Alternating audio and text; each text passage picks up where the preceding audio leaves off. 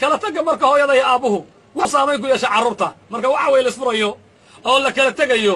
waxuu saamayn ku yeelanayaa mustaqbalka ilmaha meesha hadda ilma joogaan waxuu ku yeelanayaa saamayn maxaa yeela marka la kala tegayo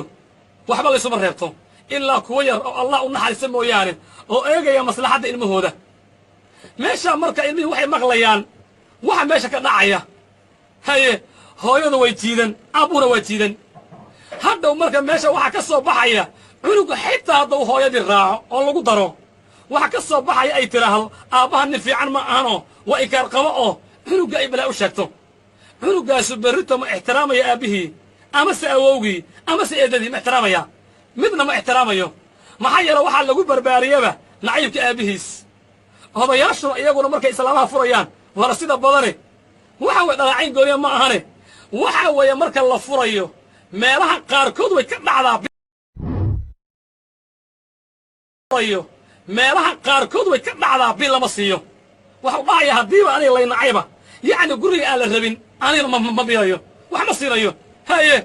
intee lagu iloobay allah subxaanahu wa tacaala inuu yidhi wa cala almawluudi lahu risquhunna wa kiswatuhunna bilmacruuf haye intee la geyn qiyaamaha rabbi jalla wacala yidhi haye midka loo dhalay ayaa korkiisu ahaatay ilmaha inuu nafaqa siiyo aw dharka u gado ow noloshooda ilaaliyo maanta inta lama yeelo hadduuba mar gabadhu ay xoogaa si isu noqdaan isfahmi waayaan ay kala tagaan ilaa kuwa yar mooyaane biilka ma siiyo hadday guursato kaba sii daranba hadday guursato kaba sii daran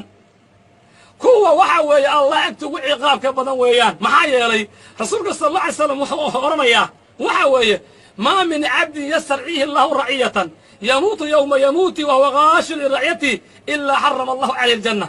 addoon ma jiro oo waxa weeye rabbi xil u dhiibay oo rabbi ka rasuul baa ilaahay kaaga dhigay ada ilaahay kuu dhiibay islaantan waa isku dhacdeen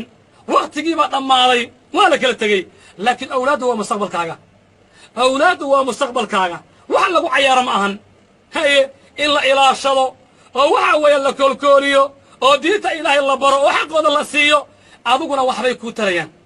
laakiin maanta midda dhacayda marka la isfuro waxa wey way dhacdaana hooyadu gooni ula bixi amase doodaaba taaganba haye markaasee waxay oo aabbihi fiican ma ahano waa inkaar qabo oo meeshii marka waxaa ka soo baxaya awlaad aan waxba gelin oo xataa aabbooda waxa weeye ag maraya oo waxba aan ku falayn marka awlaadda nuucaas ah ee inkaarta nuucaasa ku dhacday maxaa laga faa'iidayaa war waxaa la rabaa awlaadda xitaa hadday dhacdo odagu inuu xumeeyo waa in wanaag iyo waxa way khayr loo sheego oo maskaxdooda lagu barbaariyo awlaad jecel waalidiintooda hadduu xaqooda ilaalin waayey ixtiraamka waalidiinta la baro say noqdaan waxa weeye kuwa khayr iyo wanaag leh laakiin maanta waxaa socda oo dacwooyinka oo taagan yahay ama ha noqoto waxa weeyaan kuwii bannaanka joogay kuwa bannaanka joogana waxa aad ugu badan in la yidhaha islaanta ilmihii qaadata oo odagu uma tegi karo haye odagu uma tegi karo ilmaha ma soo fiirin karo ilmaha hadday bannaanka marayaan xitaa ma salaami karo hadduu salamo waa xabsi awlaadda nuucaasa maxaa laga faa'iidayaa awlaad aabbihii lagu diray oo aabbihii uu soo fiiri karin maxaa laga faa'iidayaa amase ninku inuu ilmaha ta qaata yidhaahdo ilmahayga uma tegi kartid maxaa laga faa'iidayaa awlaad waalidkii laga xanibay oo waxa weye nolosha noocaasa lagu barbaariyey amase cadow looga dhigayba maxaa laga faa'iidayaa war waxa weeye ragow adinka xilaa ilaahay idin saaray rabbi subxaanahu wa tacaala wuxuu idiin dhiibay mas-uuliye weeyaan haweenow idinkuna waxaa wadaan mas-uuliyo haddii la kala tago oo ay dhacdo nolosha in lagu heshiin waayo awlaadda ilaahay subxaanahu wa tacaala abuuray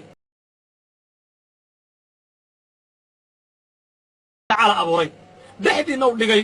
adinkou rabbi jalla wacala inka abuuray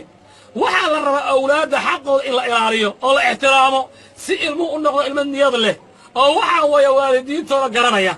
haye laakiin waxyaabahan maanta la maqlayo oo saacad kasta la odhanaya shiikow ilmaha layga qaatay aabbii waxa uu yidhi ma soo fiiri kartid isaguna uu dhahay islaantiiba guriga ii diidan haye war islaanta hadduu nin kala guursado